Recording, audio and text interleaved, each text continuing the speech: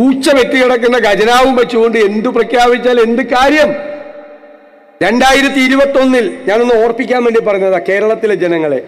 ഇവരൊരു വാക്ക് പറഞ്ഞു, ഞങ്ങൾ അധികാരത്തിൽ വന്നാൽ 1600 രൂപയുടെ പെൻഷൻ 2500 ആക്കും. ഒരുപാട് പാവങ്ങൾ അവർക്ക് വോട്ട് ചെയ്തു ഇല്ലേ?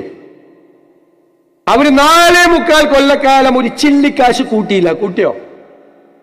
ഇപ്പൊ ഈ ഇലക്ഷന്റെ തൊട്ട് മുമ്പ്, ഒരാഴ്ച മുമ്പ് 400 രൂപ കൂട്ടിയെന്ന്. ഞങ്ങൾ പറഞ്ഞു, മലയാളിയുടെ സാമാന്യ ബുദ്ധിയെ നിങ്ങൾ പരീക്ഷിക്കരുത്. ശരിയായില്ലേ? മലയാളി എന്ത് ചെയ്താ 400 രൂപ മേടിച്ച് പോക്കറ്റിലിട്ടു. എന്നിട്ട് പോളിംഗ് ബൂത്തിൽ പോയി UDF വോട്ട് ചെയ്തു. അപ്പൊ നമ്മുടെ മണി സഖാവ് ഇടുക്കിയിൽ നിന്ന് എല്ലാവരെയും ചീത്ത വിളിക്കുന്ന ആളാ, CPM ചുമതലപ്പെടുത്തിയിരിക്കുന്ന ആളാ, എല്ലാവരെയും ചീത്ത വിളിക്കുക. അയാൾ പറഞ്ഞു കൊള്ളരുതാത്തവന്മാര്. വോട്ടർമാരെ പറ്റിയ ഞങ്ങളുടെ കാശും മേടിച്ച് പുട്ടടിച്ച് UDF വോട്ട് ചെയ്തു. എനിക്ക് മണി സഖാവിനോട് പറയാനുള്ളത്, അവർ കൊള്ളരുതാത്തവരല്ല, അവർ നിങ്ങളെക്കാൾ ബുദ്ധിയുള്ളവരാണ്. അവർക്കറിയാം 2 മാസം പെൻഷനേ ഈ സർക്കാർ കൊടുക്കുള്ളൂ. അടുത്ത 5 കൊല്ലത്തെ പെൻഷൻ അവർക്ക് കൊടുക്കേണ്ടത് UDF ആണ് എന്ന് തിരിച്ചറിയാനുള്ള ബുദ്ധി അവർക്കുണ്ട്. നമുക്കൊരു പുതുയുഗ പിറവിക്ക് തുടക്കമിടണം. അതിനുള്ള സർവസന്നാഹത്തോടു കൂടിയാണ് നമ്മുടെ UDF മുന്നോട്ട് വരുന്നത്. കേരളം ഇവർ തകർത്തു തരിപ്പണമാക്കി. നമ്മുടെ കേരളത്തെ സകല മേഖലകളെയും പൊളിച്ചു. പറയാൻ പോയാൽ നമുക്ക് ഈ തെരഞ്ഞെടുപ്പിൽ അത് ചർച്ചയാണ്. ജനങ്ങളുടെ മനസ്സാക്ഷിയുടെ കോടതിയിൽ നമ്മൾ ഈ ദുർഭരണക്കാരെ വിചാരണ ചെയ്യുക തന്നെ ചെയ്യും. നമുക്കറിയാം, ഒരു നാടിന്റെ ഘടനയിൽ ഏറ്റവും പ്രധാനം എന്താണ്? അതിന്റെ സമ്പദ്ഘടനയാണ്. ആ സമ്പദ്ഘടന നാടിന്റെ നട്ടെല്ലാണ്. ആ നട്ടെല്ല് ഇവർ തകർത്തു. പിന്നെ എങ്ങനെയാണ് ചലിക്കാൻ കഴിയുക ഒരു നാടിന്? അടുത്ത മാസം ബഹുമാന്യനായ മുഖ്യമന്ത്രി ശ്രീ പിണറായി വിജയൻ അധികാരത്തോട് സലാം പറയും. സംശയമൊന്നും വേണ്ട. പക്ഷേ പോകുമ്പോൾ 6 ലക്ഷം കോടി രൂപയുടെ കടബാധ്യത മലയാളിയുടെ തലയിൽ കെട്ടിവെച്ചിട്ടാണ് പോകുന്നത്. പിന്നെ വേറെ 10,000 കോടി രൂപയുടെ ബാധ്യതകൾ. അവർ കേരളത്തെ കടത്തിന്റെ കാണാക്കയങ്ങളിലേക്ക് ചവിട്ടി താഴ്ത്തി. നമ്മളിനി പ്രതിപക്ഷം മാത്രമല്ല, ഗവൺമെന്റിനെ വിമർശിക്കുന്നവർ മാത്രമല്ല, കേരളത്തിലെ ജനങ്ങൾ ആഗ്രഹിക്കുന്നു, എവിടെ ഈ ഗവൺമെന്റ് പരാജയപ്പെട്ടോ അവിടെ നമുക്ക് വിജയിക്കണം. എവിടെയെല്ലാമാണ് ഇവർ തകർത്തെറിഞ്ഞത് കേരളത്തെ, അവിടെ നമുക്ക് കേരളത്തെ പുനർജനിപ്പിക്കണം. വേണ്ടേ? അതിനാണ് പുതുയുഗ യാത്ര. ഞാൻ നിങ്ങളോട് അഭിമാനത്തോടെ പറയുന്നു, കഴിഞ്ഞ 2 വർഷക്കാലം കഠിനാധ്വാനം നടത്തി ഗവേഷണ തുല്യമായ ഗ്രഹപാഠം ചെയ്ത് രാജ്യത്തിനകത്തും പുറത്തുമുള്ള വിദഗ്ധരായ ആളുകളുടെ സേവനം വാങ്ങിച്ച് നമ്മൾ ബദൽ പരിപാടികളും സമഗ്ര പദ്ധതികളുമായിട്ടാണ് UDF വരുന്നത്. കേരളത്തിന്റെ ചരിത്രത്തിൽ ഇന്നേ വരെ ഒരു മുന്നണിയും കാണിക്കാത്ത തയ്യാറെടുപ്പോടെ ഭാവി കേരളത്തെക്കുറിച്ച് ഉള്ള പദ്ധതികളുമായിട്ടാണ് UDF വരുന്നത്. നമ്മൾ ഇവര് തകർത്തെറിഞ്ഞ ഈ സമ്പദ്ഘടന നമ്മളതിനെ പുനർജനിപ്പിക്കും. നമ്മൾ കൃത്യമായ ധനകാര്യ മാനേജ്മെന്റിലൂടെ, തന്ത്രപരമായ നികുതി പരിഷ്കരണങ്ങളിലൂടെ, കാർക്കശ്യം നിറഞ്ഞ ഖജനാവിന്റെ ചോർത്തൽ തടഞ്ഞുകൊണ്ട്, നമ്മുടെ സമ്പദ്ഘടനയെ ഉത്തേജിപ്പിച്ചുകൊണ്ട് ഇന്ന് പൂച്ച പെറ്റുകിടക്കുന്ന കേരളത്തിലെ ഖജനാവിൽ നമ്മൾ പണം കൊണ്ട് നിറയ്ക്കും. പണം. ആളുകൾ പറയില്ല, സാധാരണ ഒരു ഗവൺമെന്റിന്റെ പ്രൈം ഡ്യൂട്ടി, ആദ്യത്തെ ജോലി ഖജനാവിൽ പണം ഉണ്ടാക്കുകയാണ്, അല്ലാതെ വർത്തമാനം പറയുന്നതല്ല. പ്രഖ്യാപിക്കാം, നമുക്ക് എത്ര വേണമെങ്കിലും വാഗ്ദാനങ്ങൾ കൊടുക്കാം. പക്ഷെ പണമില്ലാതെ വാഗ്ദാനങ്ങൾ കൊടുക്കുന്ന വിശ്വാസ്യതയില്ലാത്തവരല്ല UDF. പണം നിറയ്ക്കും ഖജനാവിൽ, വാക്കാണ്. ഖജനാവിൽ പണം നിറഞ്ഞാൽ സാധാരണക്കാരെയും പാവപ്പെട്ടവരെയും ഇടത്തരക്കാരനെയും ഹൃദയത്തോട് ചേർത്ത് നിർത്തി അവന്റെ കണ്ണീരൊപ്പി അവന്റെ സങ്കടങ്ങൾ മാറ്റി അവന്റെ ജീവിത നിലവാരം ഉയർത്തി നമ്മൾ ഈ സംസ്ഥാനത്തിന്റെ മുഖച്ഛായ മാറ്റും. അതിനുള്ള പദ്ധതികൾ നമ്മുടെ കയ്യിലുണ്ട്. ഞങ്ങൾ പറഞ്ഞു ആരോഗ്യ കേരളം വെന്റിലേറ്ററിലാണ് അല്ലേ? വെന്റിലേറ്ററിൽ കിടക്കുന്ന ആരോഗ്യ കേരളത്തെ നമുക്ക് കൈപിടിച്ചെണീപ്പിക്കണ്ടേ? ആരോഗ്യവതിയായി നമ്മൾ നടത്തും കേരളത്തിൽ. അതിനാണ് 9 മാസം മുമ്പ് നമ്മൾ ഹെൽത്ത് കമ്മീഷൻ രൂപീകരിച്ച് 300ഓളം ഡോക്ടർമാർ, ഇന്ത്യക്കകത്തും പുറത്തുമുള്ള ഡോക്ടർമാരുടെ ഹെൽത്ത് കോൺക്ലേവ് നടത്തി. അവർ 600-ലധികം ഡോക്ടർമാരുമായും ആരോഗ്യ പ്രവർത്തകരുമായി ആശയവിനിമയം നടത്തി. നമ്മൾ കഴിഞ്ഞ ദിവസം കോഴിക്കോട് ഒരു ഹെൽത്ത് വിഷൻ ഡോക്യുമെന്റ് അവതരിപ്പിച്ചു. ഞാൻ അഭിമാനത്തോടെ പറയുന്നു, അത് കേരളത്തിന് UDF സംഭാവന നൽകിയ നോളജ് അസറ്റാണ്, ജ്ഞാന സമ്പത്താണ്. ആരോഗ്യത്തെക്കുറിച്ചുള്ള വിഷനാണ്. യൂണിവേഴ്സൽ ഹെൽത്ത് കെയർ ആണ്. എല്ലാവർക്കും ചികിത്സയും മരുന്നും എല്ലാം കിട്ടുന്ന സംവിധാനമാണ്. ഇന്ത്യയിൽ ഏറ്റവും കൂടുതൽ ചികിത്സാ ചെലവുള്ള 1ാമത്തെ സംസ്ഥാനം കേരളമാണ്. നമ്മൾ അറിയണം, UDF ഈ പദ്ധതി നടപ്പിലാക്കി കഴിയുമ്പോൾ നിങ്ങളുടെ ചികിത്സാ ചെലവ് ആദ്യഘട്ടത്തിൽ പകുതിയായി കുറയ്ക്കും. 2ാം ഘട്ടത്തിൽ അത് 1/3 ചികിത്സാ ചെലവ് കുറയ്ക്കും. സ്ത്രീകൾക്ക് പ്രത്യേക ആശുപത്രി ഉൾപ്പെടെ പ്രായമായവർക്കുള്ള ജെറിയാട്രിക് കെയർ ഉൾപ്പെടെയുള്ള വൈവിധ്യമാർന്ന സംവിധാനങ്ങൾ ഞാൻ വിശദീകരിക്കുന്നില്ല, സമയക്കുറവ്. പക്ഷേ ഒരു കാര്യം ഉറപ്പാണ്, അത് നടപ്പാക്കിയാൽ ലോകരാജ്യങ്ങളിൽ നിന്ന് പോലുമുള്ള ആളുകൾ ചികിത്സയ്ക്കായി നമ്മുടെ കേരളത്തിൽ എത്തുന്ന ആരോഗ്യത്തിന്റെ ഡെസ്റ്റിനേഷൻ പോയിന്റാക്കി നമ്മൾ ഈ കേരളത്തെ മാറ്റുക തന്നെ ചെയ്യും. നമ്മുടെ കുട്ടികൾ 40-50 ലക്ഷം രൂപ കിടപ്പാടം പണയപ്പെടുത്തി വിദേശത്ത് പോയി പഠിക്കുന്നു അല്ലേ? UDF വരുമ്പോൾ ജർമ്മനിയിലും കാനഡയിലും UK-യിലും ഓസ്ട്രേലിയയിലും പോയി യൂണിവേഴ്സിറ്റികളിൽ പോയി നമ്മുടെ കുട്ടികൾ പഠിക്കുന്ന പ്രോഗ്രാമുകൾ കേരളത്തിലെ യൂണിവേഴ്സിറ്റികളിൽ നമ്മൾ ആരംഭിക്കും. നമ്മുടെ കുട്ടികൾ ഇവിടെ പഠിക്കും. അവർ പുറത്തു വരുമ്പോൾ 2 ഓപ്ഷനാണ് അവരുടെ മുമ്പിൽ. 1 തൊഴിൽ, 2 സംരംഭം. കേരളത്തിൽ ഇന്നേ വരെ അവതരിപ്പിക്കപ്പെടാത്ത ഒരു സമഗ്രമായ തൊഴിൽ സംരംഭ പദ്ധതി ഈ യാത്ര തിരുവനന്തപുരത്ത് എത്തുന്നതിന് മുമ്പ് നമ്മൾ അവതരിപ്പിക്കുക. കാർഷിക മേഖലയിൽ അതിശക്തമായ ഒരു പാക്കേജ്, വന്യജീവി ആക്രമണം തടയുന്നത് ഉൾപ്പെടെ ന്യായ വില കിട്ടുന്നത് ഉൾപ്പെടെയുള്ള പാക്കേജ്. വിദ്യാഭ്യാസ രംഗത്തെ ഡോക്യുമെന്റ് നമ്മൾ നാളെ അവതരിപ്പിക്കും. തൃശ്ശൂരിലാണ് ഉന്നത വിദ്യാഭ്യാസത്തിന്റെ പ്രധാനപ്പെട്ട ഡോക്യുമെന്റ്, ദിശാബോധം നൽകുന്ന ഡോക്യുമെന്റ് നാളെ അവതരിപ്പിക്കുന്നത് സാംസ്കാരിക നഗരിയിൽ വെച്ചിട്ടാണ്. നാളെ രാവിലെ ഒരുപാട് കാര്യങ്ങൾ അതിൽ പറയുന്നുണ്ട്.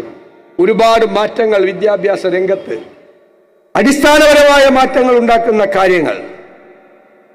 ഞാൻ ഒരു സ്വപ്നതുല്യമായ പല പദ്ധതികളുണ്ട്. അതിലൊരു പദ്ധതി, നമുക്ക് 4 ഇന്റർനാഷണൽ എയർപോർട്ടുകളുണ്ട്. അതിൽ 2 ഗവൺമെന്റിന്റെ നിയന്ത്രണത്തിലാണ്. കൊച്ചി, കണ്ണൂർ എയർപോർട്ടുകളെ സമന്വയിപ്പിച്ച് 27 പുതിയ ഏവിയേഷൻ പ്രോജക്റ്റുകൾ നമ്മൾ അനൗൺസ് ചെയ്യും അടുത്ത ദിവസം. അതിൽ പൈലറ്റ് ട്രെയിനിങ് കോളേജ് ഉണ്ട്, ഏവിയേഷൻ ക്രൂവിന് ട്രെയിനിങ് കൊടുക്കുന്ന ഇൻസ്റ്റിറ്റ്യൂട്ട് ഉൾപ്പെടെ എയർക്രാഫ്റ്റ് മെയിൻ്റനൻസ് ഉൾപ്പെടെയുള്ള സംവിധാനങ്ങളുണ്ട്. 4 ഇന്റർനാഷണൽ എയർപോർട്ടുള്ള കേരളത്തിനെ അതിന് ഉപയോഗിക്കാൻ തക്കവണ്ണമുള്ള 27 പദ്ധതികൾ, എല്ലാം വിദഗ്ധരായ ആളുകളുടെ സഹായത്തോടു കൂടി തയ്യാറാക്കിയ പദ്ധതി. നമ്മൾ ആഗ്രഹിക്കുന്നത് ഒരു ഡാറ്റ ഡ്രിവൺ ഗവേണൻസ് ആണ്. ഡേറ്റയാണ് അടിസ്ഥാനപരമായ ഇന്ന് ലോകത്ത് ഏറ്റവും പ്രഷ്യസ് ആയിട്ടുള്ള കാര്യമാണ് ഡേറ്റ. ആ ഡേറ്റ കളക്ട് ചെയ്ത് അതിൽ നിന്നാണ് നമ്മുടെ ഗവേണൻസ്, ഭരണം. UDF കേരളത്തിലെ ജനങ്ങൾക്ക് വാഗ്ദാനം നൽകുന്നത് ഗുഡ് ഗവേണൻസ് ആണ്, സദ്ഭരണം. ഞാൻ നിങ്ങളോട് പറയുന്നു, ഇനിയും കുറെ പരിപാടികളുണ്ട്. കുറച്ച് സസ്പെൻസ് കിടക്കട്ടെ എന്ന് വെച്ചാൽ മുഴുവൻ പറയാം. പക്ഷെ ഈ യാത്ര തിരുവനന്തപുരത്ത് എത്തുമ്പോൾ കേരളത്തിലെ ജനങ്ങൾക്ക് ബോധ്യമാകും, ഇത് ഭരണമാറ്റത്തിന് വേണ്ടി മാത്രമുള്ള വരവല്ല, ഇത് കേരളത്തിന്റെ മാറ്റത്തിന് വേണ്ടി കൂടിയുള്ള വരവാണ്. അത് ബോധ്യമാകും. ഞാൻ നിങ്ങൾക്ക് UDF വേണ്ടി വാക്ക് തരുന്നു, കേരളം ഇനി പിന്നോട്ട് നടക്കില്ല. നമ്മുടെ കേരളം ഇനി മുന്നോട്ട് കുതിക്കും. നമ്മുടെ വരാനിരിക്കുന്ന തലമുറകൾക്ക് കൂടി സന്തോഷത്തോടെ ജീവിക്കാൻ പറ്റുന്ന ഇന്ത്യയിലെ ഒന്നാമത്തെ സംസ്ഥാനമാക്കി നമുക്ക് നമ്മുടെ കേരളത്തെ മാറ്റണം. ഇവിടെ ഇതൊന്നും അല്ലല്ലോ ചർച്ച ഒടുക്കത്തെ വർഗീയതയാണ് ചർച്ച. നമുക്കറിയാം, സംഘപരിവാറിനെ പൂരം കലക്കിയ സ്ഥലമാണ്. നിങ്ങൾക്കറിയാം, സംഘപരിവാറിന് എല്ലാവരും കൂടി സന്തോഷമായിട്ട് നിന്ന അവർക്ക് സങ്കടം വരും. അവർ വിദ്വേഷ പ്രചരണം നടത്തി നമ്മളെ ഭിന്നിപ്പിക്കും, നമ്മളെ ശത്രുക്കളാക്കും. അപ്പോഴാണ് അവർക്ക് സന്തോഷം വരുന്നത്. പക്ഷേ എനിക്ക് സങ്കടം, സംഘപരിവാറിന്റെ അതേ വഴിയിലൂടെയാണ് കേരളത്തിലെ CPM സഞ്ചരിക്കുന്നത്. ഡൽഹിയിലെ ചേട്ടൻ ബാവയും തിരുവനന്തപുരത്തെ അനിയൻ ബാവയും ഒരേ തോണിയിൽ സഞ്ചരിക്കുകയാണ്. അവർ തമ്മിൽ വലിയ ബന്ധമാണ്. ഇരട്ടച്ചങ്കെന്നൊക്കെയാണ് പറയുന്നത്. പക്ഷേ അമിത്ഷായെയും മോഡിയെയും കാണുമ്പോൾ ഇരട്ടച്ചങ്ക അപ്രത്യക്ഷമാവും. അവർ പറയുന്ന സ്ഥലത്ത് ഒപ്പിട്ട് കൊടുക്കും. പൂരം കലക്കാൻ പറഞ്ഞാൽ പൂരം കലക്കും. ഇല്ലേ? പൂരം കലക്കിയില്ലേ? തെരഞ്ഞെടുപ്പ് കാലത്ത് ഗൂഢാലോചന നടത്തി, ആസൂത്രണം നടത്തി, മനഃപൂർവമായി പൂരം കലക്കി BJPക്ക് ജയിക്കാനുള്ള അന്തരീക്ഷം ഈ തൃശ്ശൂരിൽ ഉണ്ടാക്കിയില്ലേ? മന്ത്രി രാജനോടും രാധാകൃഷ്ണനോടും ഇങ്ങോട്ട് വരണ്ട, ഇവിടെ ആകെ പ്രശ്നമാണ് എന്ന് പറഞ്ഞ പോലീസ് ആംബുലൻസിൽ കയറ്റി മുൻപിൽ പൈലറ്റും പുറകിൽ എസ്കോർട്ടുമായി MP പോലും അല്ലാതിരുന്ന BJPയുടെ സ്ഥാനാർത്ഥിയെ ആ സംഭവ സ്ഥലത്ത് കൊണ്ടുവന്നോ പോലീസ്? ആരുടെ ഗൂഢാലോചനയായിരുന്നു? ആരുടെ ഗൂഢാലോചന? ഇപ്പൊ എവിടെ പോയി പൂരം കലക്കിയത്? ഇപ്പൊ എവിടെ പോയി? അതൊന്നും കാണുന്നില്ല. അവരെ ആരെയും കാണുന്നില്ല. ഇപ്പോൾ പൂരം കലക്കി BJPയുടെ വഴികളിൽ താമരപ്പൂകൾ വിതറിക്കൊടുത്ത പാർട്ടിയാണ് CPM. മനസ്സിലായ? CPIക്കാരൊന്ന് മനസ്സിലാക്കിയാൽ അവർക്ക് നല്ലത്, ഭാവിയിലും നല്ലതാണ്. CPIക്കാർക്ക് കുറെ പേർക്ക് അറിയാം അവർക്ക്, പക്ഷെ എല്ലാവരും സമ്മതിക്കില്ല. കുറെ പേർക്ക് അറിയാം അവർക്ക്. ആ ബന്ധമാണ്. എന്നിട്ടിപ്പോ CPM വർഗീയത പറയാം. നിങ്ങൾക്കറിയാം, CPM ന്യൂനപക്ഷ വർഗീയതയാണ് പാർലമെന്റ് തെരഞ്ഞെടുപ്പ് കാലത്ത് പറഞ്ഞത്, അല്ലേ? എന്തൊരു പ്രസംഗമായിരുന്നു പിണറായി വിജയന്റെ! ന്യൂനപക്ഷങ്ങളോടുള്ള പ്രേമം ഇങ്ങനെ ഒഴുകുകയായിരുന്നു. ഗാസയിലെ കുഞ്ഞുങ്ങൾ, പാലസ്തീനിലെ യുദ്ധം, പൗരത്വ രജിസ്റ്റർ, ന്യൂനപക്ഷങ്ങൾക്കെതിരായി നടക്കുന്ന ആക്രമണം. പക്ഷെ ന്യൂനപക്ഷങ്ങൾക്ക് മനസ്സിലായ തട്ടിപ്പാണെന്ന്. അവർ വോട്ട് ചെയ്തില്ല. അപ്പോ പ്ലേറ്റ് മാറ്റി തെരഞ്ഞെടുപ്പ് കഴിഞ്ഞപ്പോ. പിന്നെ ഡൽഹിയിൽ പോയി മലപ്പുറത്തിനെതിരായി പ്രസ്താവന കൊടുത്തു.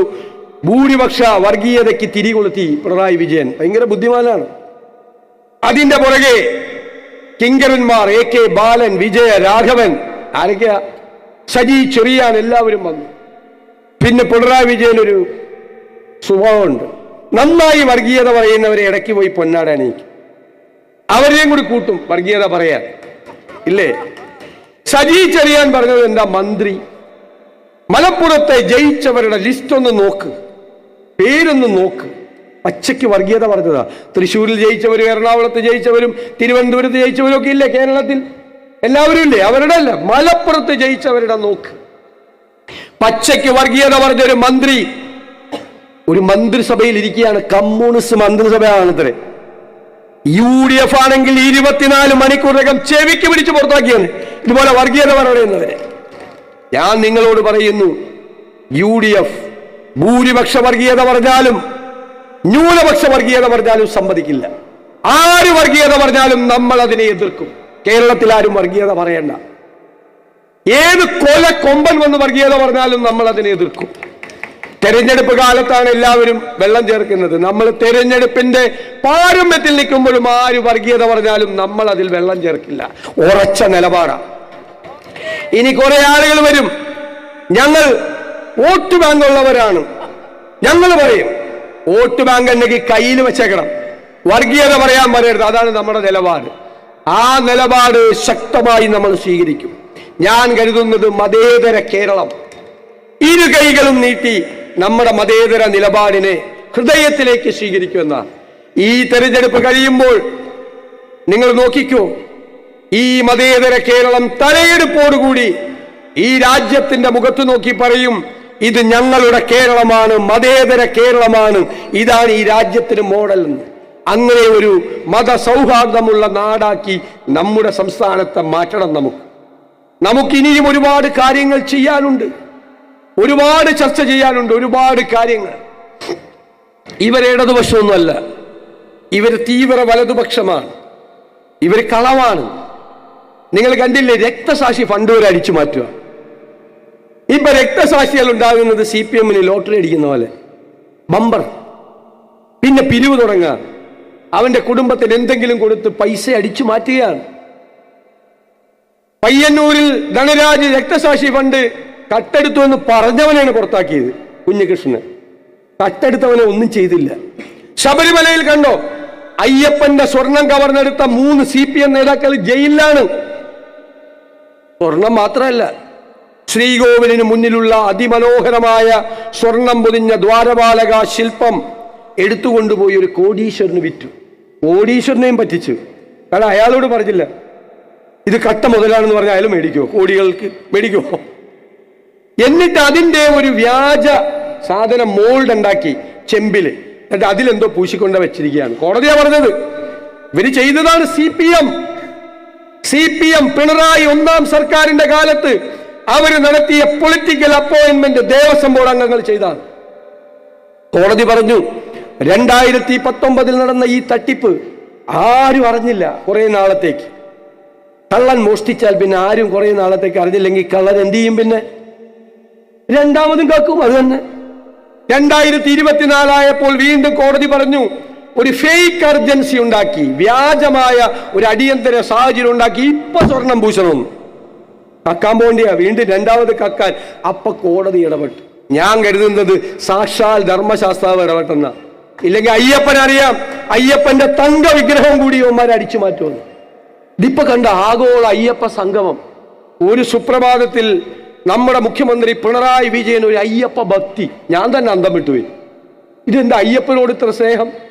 കേരളം മുഴുവൻ ഫ്ലെക്സ് ബോർഡ് വെച്ച് അയ്യപ്പനേക്കാൾ വലിയ പടം പിണറായി വിജയൻ. ഇപ്പോഴാ മനസ്സിലായത് അതും കളവായിരുന്നു. ഇപ്പൊ കണക്ക് കൊടുത്തിട്ട് യോജിക്കല്ല. ആകെ 600 പേരാണ് പങ്കെടുത്തത്. 11 കോടിയാ, 12 കോടിയാണ് ചെലവ്. 600 പേര് പങ്കെടുത്ത പരിപാടിക്ക് 3000 പേർക്ക് എങ്ങനെ ബ്രേക്ക്ഫാസ്റ്റ് കൊടുക്കണം? 4000 പേർക്ക് എങ്ങനെ ലഞ്ച് കൊടുക്കണം? എഴുതിയെടുത്തേക്കാണ് കണക്ക്, കള്ളക്കണക്ക്. 5000 പേർക്ക് അത്താഴം കൊടുത്തത്. കിടക്ക വരെ അടിച്ചു മാറ്റി. എന്താണ് നന്ദഗോപൻ എന്ന് പറയുന്ന ഒരു ഭജന സംഘത്തിനെ കൊണ്ട് ഗാനമേള നടത്തിയെന്ന് പറയുന്നത്. അവർ 8 ലക്ഷം രൂപ എഴുതിയെടുത്തു. അവര് പറഞ്ഞ് ഞങ്ങൾ അങ്ങോട്ട് പോയിട്ട് പോലും ഇല്ല. അവരുടെ പേരിൽ എഴുതിയെടുത്തത്. ഞാൻ ഇവരോടൊക്കെ ഒരു കാര്യം പറഞ്ഞു.